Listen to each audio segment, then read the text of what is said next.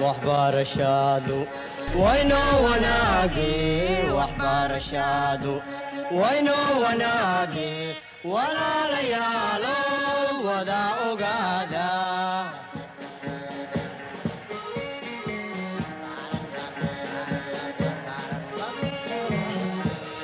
وهي تعلينتا ودد توسن وهي تعلينتا ودد توسن.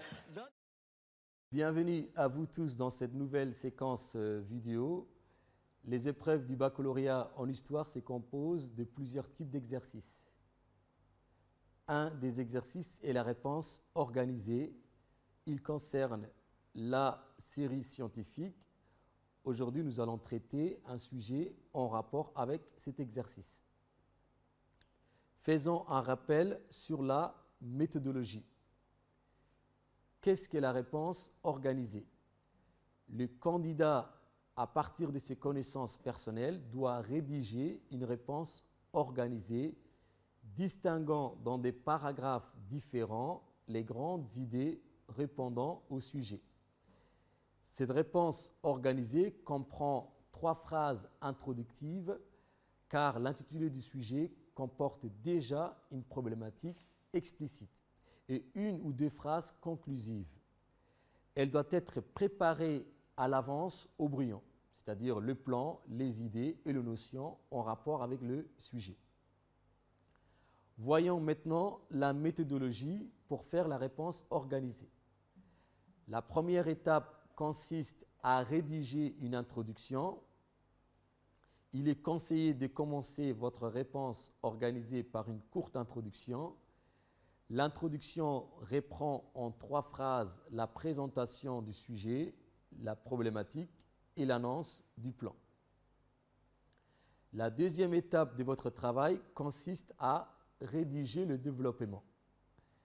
La rédaction du développement s'est faite sur la copie en suivant un plan déjà préparé au brouillon.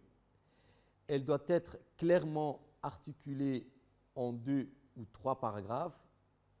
Chaque paragraphe traite d'une idée principale avec un ou plusieurs exemples. Présentez de manière concise les informations en rapport avec le sujet en utilisant vos connaissances personnelles. Les parties rédigées sont séparées les unes des autres en sautant des lignes. La longueur de votre rédaction peut être comprise entre 1 ou 2 pages. Enfin, la troisième étape porte sur la conclusion. Terminez votre rédaction par une courte conclusion. La conclusion répond en 1 ou 2 phrases à la problématique.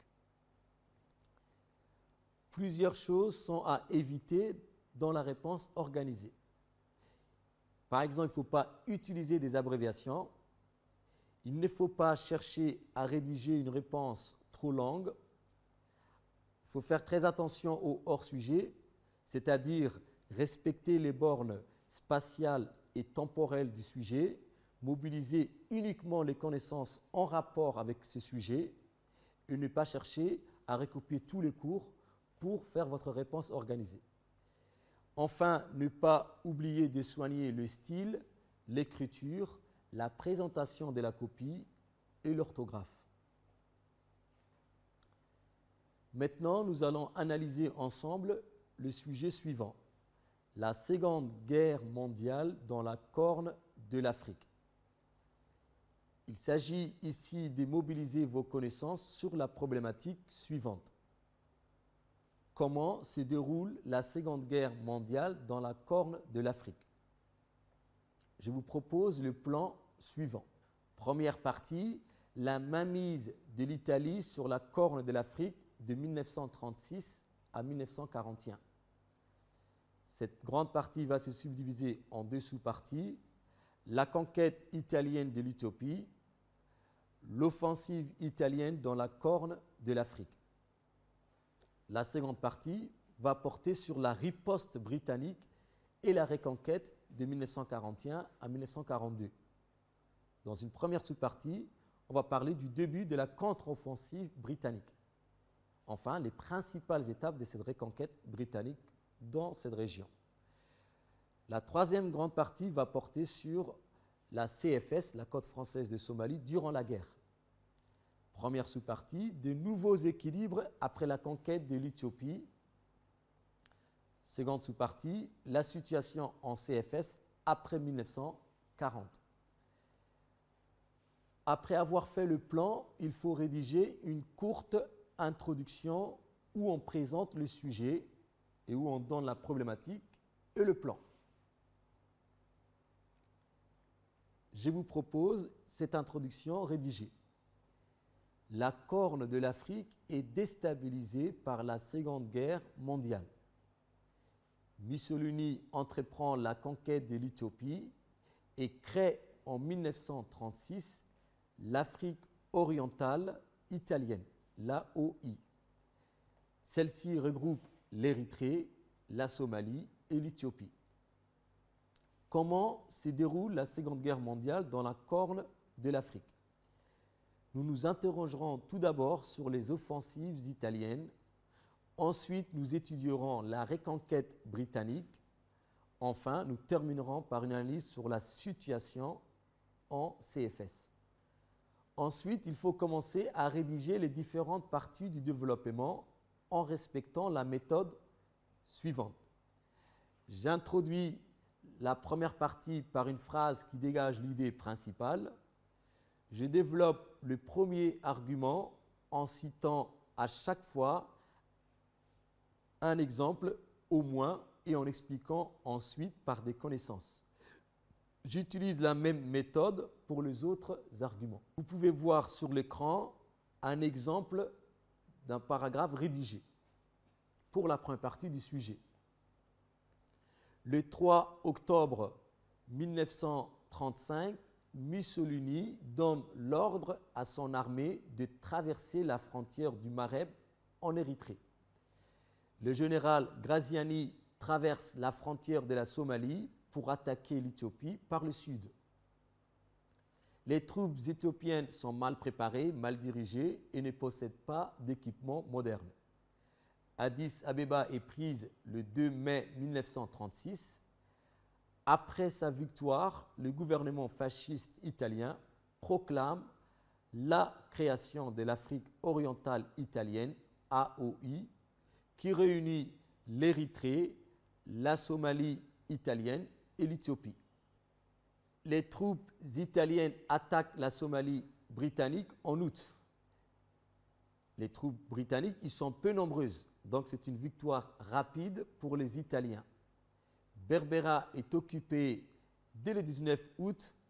Désormais, l'Italie possède la totalité de la Corne de l'Afrique, sauf la CFS. J'ai fait la même chose pour les autres paragraphes de ma réponse organisée.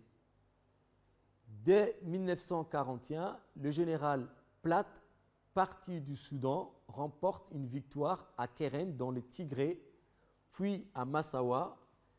La capitale de l'Érythrée est conquise le 9 avril 1941.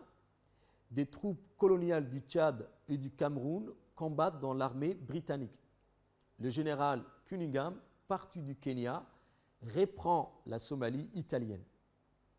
La capitale Mogadiscio est prise le 25 février 1941. Ensuite, il reprend Berbera le 16 mars et Hargeisa le 19 mars. Le général Cunningham s'empare aussi de la ville de Harar le 29 mars 1941. La capitale de l'Éthiopie, Addis Abeba, est reprise le 6 avril. La dernière garnison italienne se rend le 21 novembre. En 1942, les Britanniques sont maîtres de toute la Corne de l'Afrique, sauf la CFS. Vous pouvez voir sur l'écran le troisième paragraphe. En CFS, l'Italie déclare la guerre à la France en 1940. Les combats éclatent et un bombardement italien sur la ville de Djibouti fait 8 morts et des dégâts matériels. L'armistice est signé entre les deux pays le 24 juin et le conseil d'administration de la CFS se rallie au gouvernement de Vichy.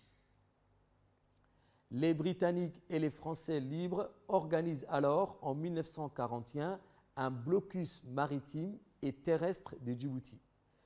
Ce dernier a pour objectif de rendre le port et le chemin de fer inutilisables par les Italiens et d'amener la CFS dans le camp des Alliés. La population souffre de la famine et les conditions de vie se dégradent. Finalement, le 29 décembre 1942, la CFS revient dans le camp des Alliés. Je termine mon travail par une courte conclusion qui apporte la réponse à la problématique. La Seconde Guerre mondiale a bien eu des répercussions dans la Corne de l'Afrique. Les offensives et les contre-attaques des puissances européennes se sont déroulées entre 1940 et 1942.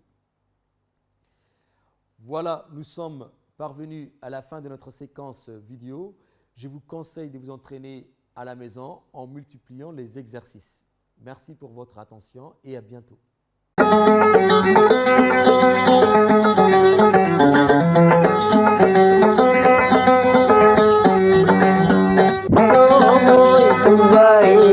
Bye.